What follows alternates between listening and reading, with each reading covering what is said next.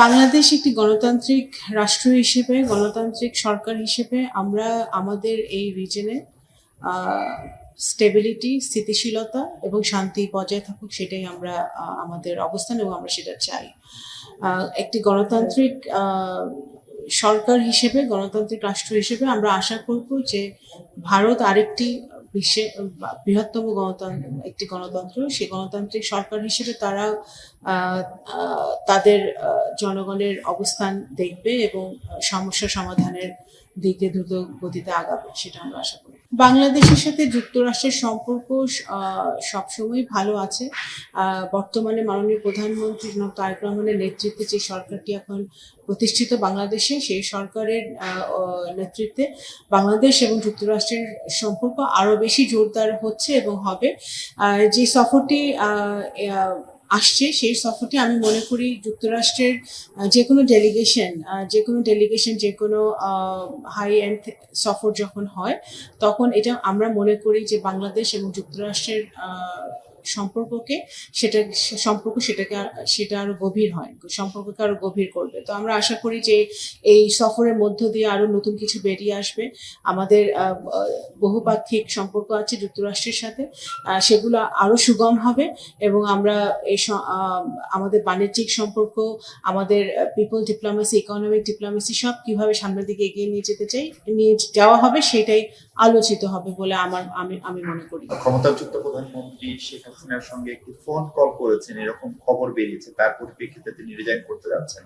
আপনার মিশন বা এই যেহেতু এটি একটি বিদেশে হয়েছে, এইটার সাথে কারা জড়িত বা এটা কোনো তদন্ত বা সেরকম কোনো উদ্যোগ আপনারা কি নিচ্ছেন? এখনো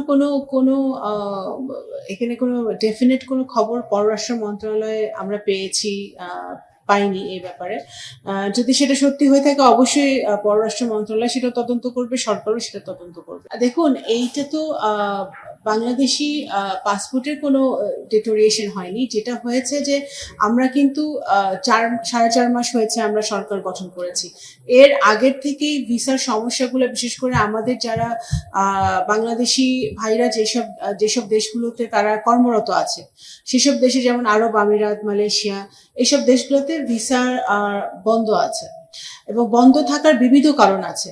এগুলো নিয়ে আমরা যেটা করছি পররাষ্ট্র মন্ত্রণালয় থেকে, খুবই জরুরি ভিত্তিতে আমরা আমাদের স্বরাষ্ট্র মন্ত্রণালয় এবং প্রবাসী কল্যাণ মন্ত্রণালয়, এই দুটোর সাথে আমরা একাধিকবার, খুবই রিসেন্টলি গত 2-3 সপ্তাহের মধ্যে আমরা একাধিকবার মিটিং করেছি যে আমাদের ভিসা সংক্রান্ত ব্যাপারগুলো কিভাবে সমাধান করা যায়। এবং সেগুলো বিবিধ কারণ আছে এবং ওই সকল সরকারের সাথে আমরা কথা বলছি। কারণ বিভিন্ন সময় আমাদের বাংলাদেশিরা যায়, অনেক সময় বৈধ পথে তারা যেতে পারে না, অবৈধ পথে তারা যায় এবং অবৈধ পথে যেতে গিয়ে বিভিন্ন দালাল চক্রের হাতে পড়ে এবং বিভিন্ন দালাল চক্রের হাতে যখন পড়ে, তাদের ডকুমেন্টস গুলো সবসময় অরিজিনাল থাকে না। এটার এক্সাম্পল গুলাও কিন্তু আছে। তো এই বিভিন্ন রকম সমস্যা, আমি একটা উদাহরণের কথা বললাম, এই সকল সমস্যাগুলো আমরা অ্যাড্রেস করছি এবং ভিসার সমস্যা যাতে দ্রুত সমাধান হয়, ইউরোপিয়ান ইউনিয়ন, আমাদের মধ্যপ্রাচ্য এবং সহ বিভিন্ন দেশগুলোতে যে ভিসার সমস্যাগুলো আছে, এই সমস্যার সমাধানে কিন্তু আমরা কাজ করছি। এগুলো একদিনে যাবে না।